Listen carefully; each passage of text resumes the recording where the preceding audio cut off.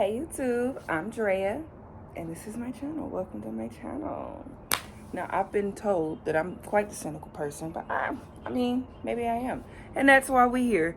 So let's get started with the first topic. So today, I was just doing a little bit of scrolling while I was on the treadmill, and I was watching a video. And you know, when you're on TikTok, you'll see in the top little search bar, it'll have like something related to the video. And this one particular video showed me education crisis. So I'm just like, let's do a deep dive of this. Turns out teachers all over the country are quitting en masse, like middle of the school year, quitting, leaving their jobs. So let's see if we can figure out why. So this is the video that I saw, and I'm just gonna let y'all go down this rabbit hole with me. The continent? When you saying the continent, You asking me am I saying continent when the word that I'm saying is on the board and it don't. It says consonant. Consonant? Y'all really don't know what a consonant is? it's a repeatable number. A dude? It's a right number. What did you just say? When you... Oh wait, y'all being for real, right? What is it called when you do the... They being so for real right now. And from what I remember, I think this man said that he taught like 7th grade or something. And they don't know what consonants are? Jeez. Oh my God, the alphabet is like majority consonant. That's syllable. Give me a 0. Y'all out. I'm gonna help y'all out. It's okay. It's okay. It's okay. It's okay for real, y'all. It's all right. Something is maybe not something that we revisited in a minute. Y'all ain't good job. Everybody, let's give it a Something we didn't learn in like, I don't know. I don't even know when you learn your alphabet. Like, no, I'm not even gonna push it back that far. But I mean, like 2nd or 3rd grade, you know, we learn A, E, I, O, U, and sometimes Y is vowels. Everything else is consonant. Oh my God. I know you didn't hear because you was too busy clapping. And not the fact that they confuse consonants with syllables. I'm scared to ask them what homophones are. All right, so y'all know what vowels are, right? What? I don't know what vowels is. Stop. Hush. Y'all know what vowels are, right? What are your vowels? Thank you. All right. Y'all doing too much talking and not know what consonants is. You're using a lot of them right now. Hush. All right, vowels again. Go ahead. All right, a consonant is everything that's not a vowel. Oh, that's what you meant. That's what, bro. You said it so like. But I know what that looks like. I said it so like what? Consonant? We had to look at the paper. We couldn't. No, say that one more time. We just had to what? Look at the paper. What's the answer right well? And then we couldn't. Okay. Time for lunch. Y'all, I can't. I'm not even gonna attack the kids not knowing what it is, because them not being able to retain information, I'm not even gonna put that on there. I'm not even gonna talk about that aspect. I'm gonna talk about how they was too busy kicking, laughing, steady still talking while he trying to get his point across, and don't even know what majority of the vowels. I mean, not the vowels. Go out. They got me talking wrong. Majority of the letters that comprise of the English language are called. And these are 7th graders, y'all. 7th graders. They talking back. They in there talking about, well, it's because you said it this way. Mind you, the man said it was on the board. It was on the board. And then another little kid said, oh, it was on our paper. It's the lack of problem solving for me. Like, why? It's not even the school's fault. Why at home are children not being taught to problem solve? Like, you don't have to put the circle through the circle hole no more, and the square peg through the square peg no more, and the triangle through the triangle no more. This is not a thing anymore. Wow. Okay, let's talk about the next video. Now, this woman, I really feel for her. Nobody should be on a job where their hair is falling out, They're not sleeping right. They're not eating well. Like, that's crazy. But let's hear her story. I'm putting this on friends only, but I have a lot of teachers on my friends only. When is it enough? Like, when do I decide to throw in the towel and leave my kids and my team?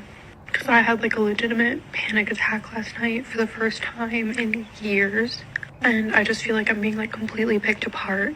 And I'm trying really hard to keep a positive attitude about it, but I just woke up so anxious this morning. And then That's not normal. And that's not okay. Like, you should not wake up and dread going to work. You should not wake up dreading your job. Nobody should wake up and have panic attacks and anxiety attacks at the thought of going to work. It's ridiculous. Y'all need to get y'all kids. it's 7 people from the district in my room observing me today, and I thought it went really well. My kids were engaged. They were doing what they were supposed to be doing. And I had planning with my coach after, and she just told me about like all of the things that I did wrong. And I don't know how much more I can do.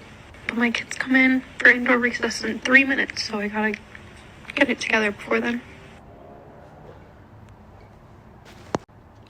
This is another crazy story. Like, there's no reason why stuff like this should be happening. It's the latest in a growing list of violent encounters after a new study found 33% of teachers were threatened by students during the pandemic. Our next guest says it is the direct result of social isolation from school closures. Clinical psychologist Dr. Kevin Gilliland joins us now. Dr. Gilliland, great to see you. Thanks for being here. Good to see you too. Thank you. So what is happening? I mean, we heard this story, and could you imagine these teachers, they don't get paid a lot. They're there to help our students make this world a better place, and then they get punched in the head allegedly by the student that's hallucinating. And now she had to have her skull cap removed and had to have brain surgery.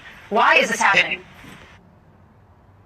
This girl punched girl or boy, punched the teacher in the head so hard that the teacher now has to get brain surgery. It ain't no school district out here that pay that much. No school district, not in America, they pay that much. Well, I'm going to go back to the story in the last segment. So we just displaced students for migrants. That was our best decision making. And then you say, oh, we're going to be proactive. So you thought ahead and made a stupid decision. And I'm sorry, it's asinine, because what we know for sure is these young adults are already behind, and now you're going to send them home for remote learning for another week. I feel for what you guys are going through. I'm in Dallas, so I'm in Texas. We've been wrestling with this issue of how do we help these individuals and their children, but also take care of our current children, because we're behind. And so when you connect the things that we talk about, right, we got to connect these two conversations of rising mental health rates in our young adults, like anxiety and depression, and then the isolation and distance learning, which is not great for everybody, and eliminates community. What do you expect to happen when those things get connected? Well, we have problematic behavior, and one of those is substance use, and another is agitation, irritation, fighting with peers, parents, and teachers at an alarming rate. And then you're taking substances where you hallucinate. That's always bad for you. At school. At freaking school. Of all places. Like, one, you already have mental health issues, so you already probably shouldn't be on anything that's going to make you hallucinate. 2, you doing the crap at school. And while I can agree to some of his points, a lot of his points actually, where they're already behind and then they're having these mental health issues and then we're sending them away for remote learning. Yeah, I can understand how that can contribute to some of these things. But also at the end of the day, it's not up to the school to teach you to be a better student. You know what I'm saying? Like, it's not up to the school to teach you or to teach your child how to act in public, how not to punch people in the head. These teachers are fed up, and honestly, I don't blame them. Like, I am not going up to somebody's school and telling somebody to sit down or tell them this is what we're trying to do today, or even just try to explain a concept that they need because they ain't got their papers. I got, baby, I can go. I've been out of high school, Bookie. Been out of high school for a while. You need what I got, okay? And you telling me for however much money, I promise you ain't enough to get punched in the head, but for enough to where I can't even pay all my bills for real, I'm supposed to just end up getting punched in the head by other kids. I mean, not by other kids, but by kids. It's not even mine.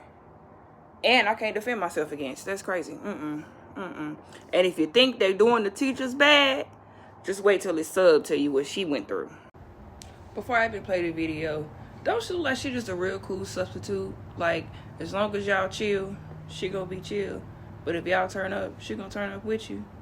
She just really give me, like, when you think teacher, she just give me, like, I don't know, classic teacher vibes. Like, she just made me feel warm. I don't know. I don't even know this lady from Can of Paint, but she made me feel so warm. Let's listen to her story.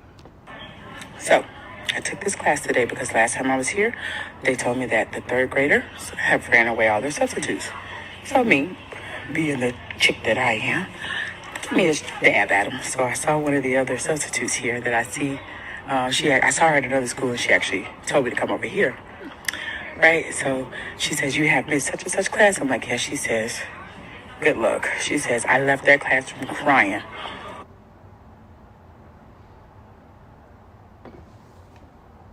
These are 8-year-olds. Like, let that really sink in. These are 8-year-olds. 8-year-olds. I ain't even showed y'all a high school teacher yet. And 8-year-olds. Making the teacher cry. Why are these kids so disrespectful? How do you let your child walk out of the door every day knowing that they're disrespectful, knowing that they might be out here talking crazy to teachers, and you get a report of them saying whatever, doing whatever, and what do you do after that? Like, seriously, I really want to know. If I know I'm a small channel and it's very, very unlikely that somebody gonna come by and see this, but what do you do when you get a bad report on your child? And if you get a bad report on your child, when you left for work that morning and when they left for school that morning, did you know that your child was a behavior problem? Let's talk about it. Oh, yeah. Third grade. Bet. She said, but I think you can do it. I said, we gonna see today. I'll let y'all know. Y'all. Why she look she look over it. She looks so over it. So over it. This poor lady, oh, she looks done. Woosah. I survived. I survived the third grade class without any tears in my eyes. It was different. It was challenging. It was really sad. That's about the only way I can describe it. Sad. No respect. No respect for authorities. No respect for adults.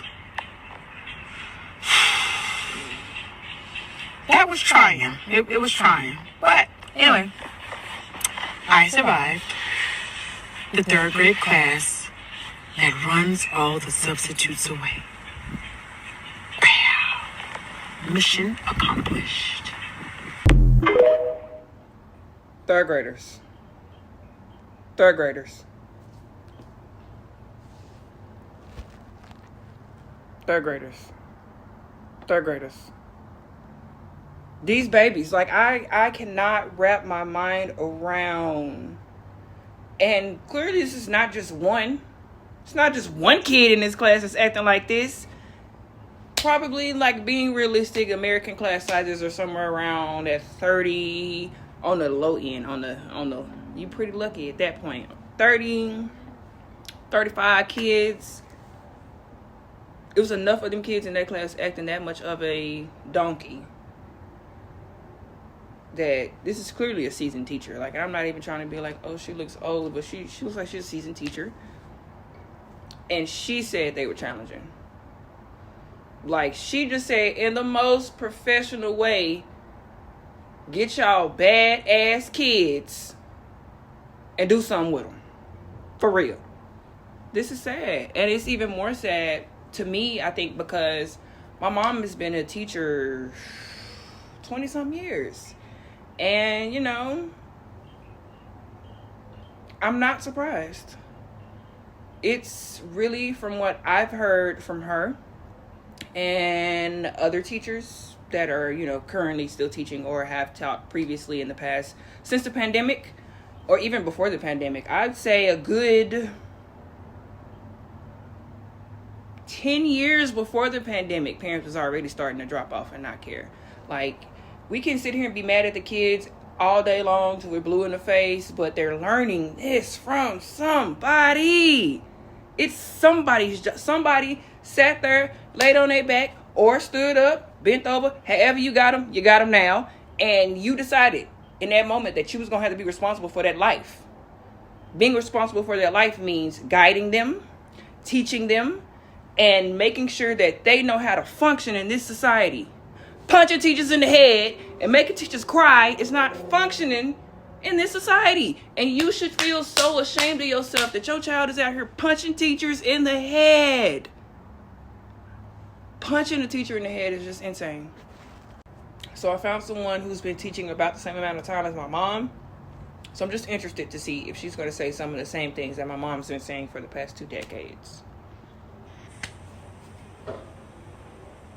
After 24 years of being a teacher, today I officially resigned.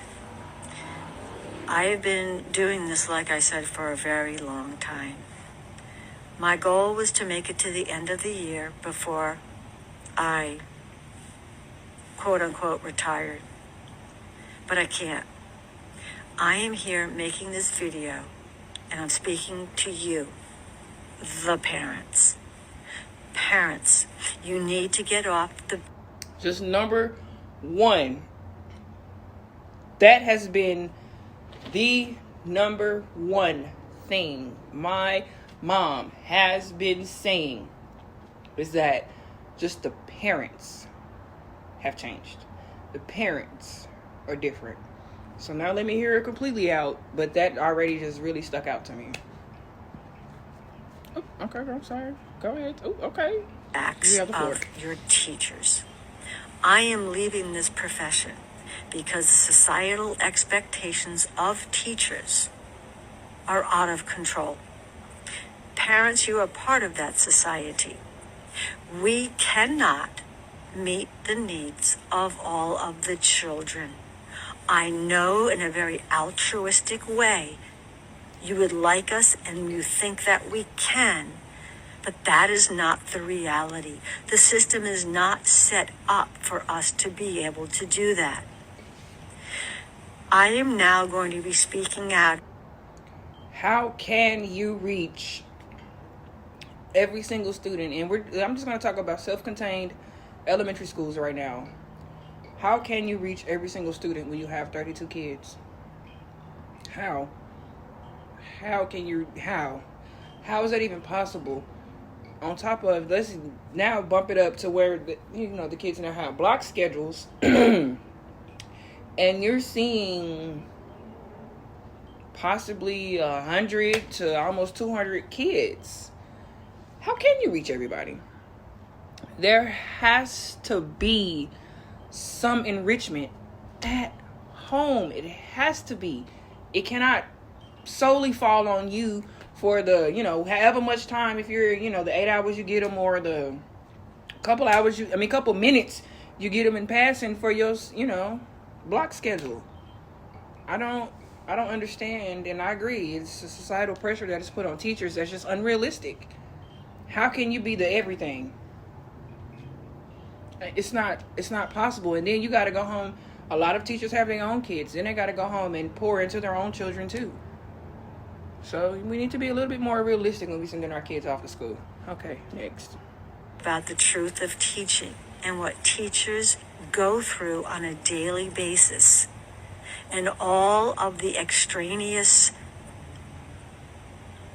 incidences, I suppose, that we have to deal with. It's out of control. Parents, your child is not the only one in this room. Parents, we are doing the best that we can given the situation that we're in. Parents, your child is in a classroom with 33 other kids who have 33 special needs. And I'm not talking IEP special needs. I'm just talking needs. There are some parents who struggle meeting the needs of one child, 2 children, 3 children. Well, imagine trying to meet the needs of 34. Onto what she's saying right now, your child is, I don't know, a video I saw a couple days ago. He said that the dude that I said at the very, very beginning of the video, his 7th graders performing on the 4th grade level, someone on 3rd, 2nd, 1st grade level. They still reading at that level. That's on you as a parent. Why do you not know how well your child can read? Like, that does not make sense to me. You're not making your child sit down and read anything to you? Is everything a screen? How is the teacher supposed to combat that? When they're at home with you all summer, everything that they've been trying to drill into them as soon as they get home, it's not being reinforced. It's not being, you're not even asking about it. Clearly, because if you were, you would know, oh, you've been sitting in school all day and you telling me you don't know what you learned today? Huh, okay, now there needs to be some intervention on my end. And like they said, 33 other kids to one goddamn teacher. One freaking teacher. What are they supposed to do? I know they feel like they're pulling their heads out. Pulling their hair out, because it's like every time they turn around, somebody else needs something. And we ain't even gonna get into the IEP special needs, like what y'all immediately thought when she said special needs. I know that has to be harder, and most of the time I do it. At least in the schools that I've been in, they had 2 of them in there. But let her continue. All at the same time. And then, forget about 34. How about 130 plus that we see throughout the day? Your expectations are unrealistic. They are altruistic. And you're wearing rose-colored glasses. It is not going to happen. So don't come in here and tell me, oh, I don't want to hear you tell me what you can't do.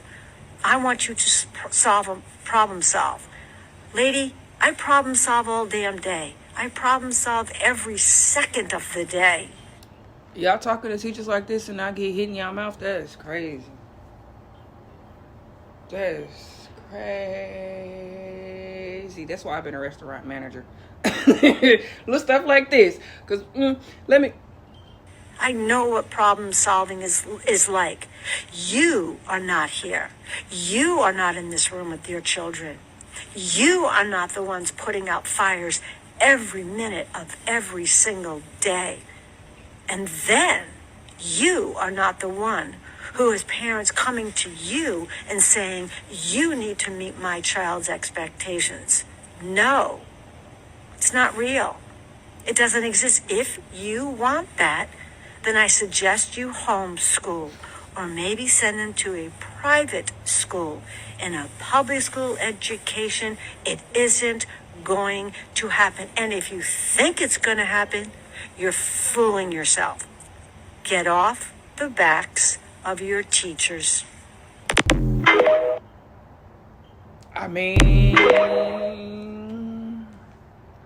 What else is there for me to add? She said it all and she said it well.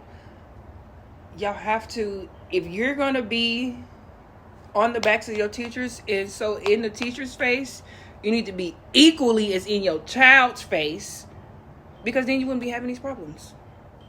Man, y'all talking to teachers like this is crazy. Like, these people do not get paid enough to sit here and deal with your bad donkey kid all day, and then here you come and all they thinking is, this why so and so act like this, because look at how your mama act. Ain't no home training.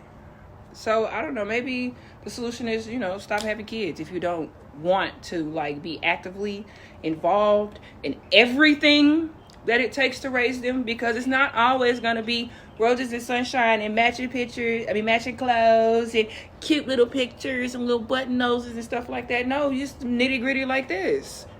You have to get in there. You have to do something. You have to help your child that you claim that you love, but you're neglecting them educationally. Okay, sure you do. Sure you do. All right, this is the last video, and then I have to feed my bunny and make dinner for me and my man. But this is a first-year teacher, and we're just gonna listen to his experience. I am a first-year high school English teacher. This is definitely going to be my first and last year teaching. I was made very quickly aware of the fact that this is not the profession for me. It is absolutely astonishing and scary how your kids are 14, 15 years old and still do not have the proper reading skills. And I'm not talking about the ESC kids, the 504s, the IEP kids. I'm talking about your everyday regular Joe Schmo from Kokomo kid who does not know how to read and write at the level that they should. And the problem is that they don't care to learn how to do those things correctly. I can't teach the class because your kid wants to be a disruption, because your kid wants to be on their phone, because your kid does not give a flying about their education. The problem really, yes, the problem is your kid. The problem is also you as a parent. But the problem is also the administration, who continuously makes these stupid excuses for these kids' bad behavior. Why in the world are you still talking about COVID? Every time these kids act up, it's always, well, they spent 2 years in COVID. So did everybody else. That was 2 years ago. At what point are we going to stop blaming COVID for these kids' bad behavior? At what point are we going to stop making these excuses for these kids? They are the problem. When you are stopping your teacher from being able to teach the entire class because you don't want to follow directions, that is a you problem. And the thing is, the teacher will always get blamed. Every single time. It's always the teacher's fault. The teacher can't manage their classroom well. The teacher doesn't have the patience. The teacher this, the teacher that. When are you going to start holding your kids accountable for their bad behavior? This is why all these teachers are leaving. Because they're tired of getting blamed for your kids' wrongdoing, for your lacking as a parent, for your lacking as an administration. My job as a teacher, it should just be to teach my curriculum. My job as a teacher should not be to be the therapist, to be the nurse, to be the parent, I don't get paid enough for that. Like when teachers talk about That makes me think about all of the teachers that, because I went to an inner city school. So I'm 100% sure, like, the schools that they're talking about that's making the teachers cry, is making everybody quit, where everybody wants to leave, I know they're talking about schools like the one that I went to. Let's see, what grade was that? My 11th grade English teacher walked out. I want to say my 12th grade English teacher did too. Yeah. And both of them first year teachers. Both of them young, just like him. And it's just, like he said, it's a you problem. When you're stopping your teacher from being able to just teach the lesson. You can't sit down and shut up for 45 minutes to an hour for just that long. Like, it's definitely a you problem. Like, it's definitely a parent problem. Ooh, excuse me. Because at that age, again, that takes me back to what I was saying before. How are you missing these benchmarks and these milestones with your kid? And they live with you. You see them every single day. And I get that, people, they act different when they're at school than they do when they're at home. But at the same time, like, there's no way your kid just now woke up and was like, oh, I'm a freshman in high school, time to be a disruption. No, you knew you had a little crutch goblin. So handle them accordingly. Like, this is not fair to the teachers. It's not fair to anybody that has to interact with your kids, truly, honestly, and truly, because after this, we'll talk about my experience with teenagers as a restaurant manager. But, baby, I know these teachers are not lying, because they do not know how to follow instructions. They don't know how to problem solve. They don't know how to be corrected. They don't know how to interact with authority. And they definitely don't know how to interact with young authority. So it's, like I said before, it's a parent problem. And then at the 14, 15-year-old age, it's definitely a mixture of both. It's definitely a kid problem because you know better. Or at least you should, because if you don't, then that's back on the parent problem, you know? But I'll let him continue.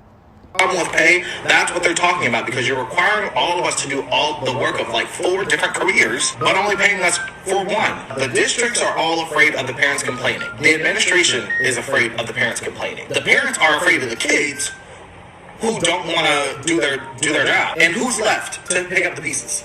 The educators, the teachers. Because if these kids fail, y'all are going to make it seem like, well, the teacher wasn't doing their job. It's the teacher's fault. No, it's your kid who came to my class, sat there, twiddled on his phone. She wanted to sit here and talk to this girl, do everything but what they're supposed to be asked. And I cannot get them to do their work because they don't care. And they know you're going to make excuses for them.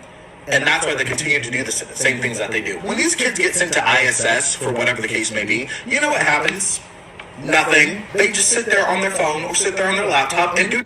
I'm not gonna even lie. I've been to ISS, and yeah, we didn't do it. There was no corrective action whatsoever, and I had just had a fight the day before it, and I didn't even get suspended. I got ISS, and then we go to ISS, and we just sit there and look at each other. And then after like half the day, I ended up going back to like regular class. So he's right. And this was 10 years ago. Okay? So he's right. He's right. There's no consequences at home. There's no consequences at school. And then they get out here into the real world and there's consequences in jail. It sucks because it feels like we're just setting them up for failure, but I mean, the teachers can't do everything. And my heart goes out to the teachers who, when I was in school, were the therapists, were the nurse, were the psychiatrists. Like, they were everything for some of these students. But in turn, the students reacted a little bit differently to them as well. So it's give and take. Yeah, of course, you didn't sign up to be a therapist, but at the same time, there's nothing wrong with being a safe adult. Nothing.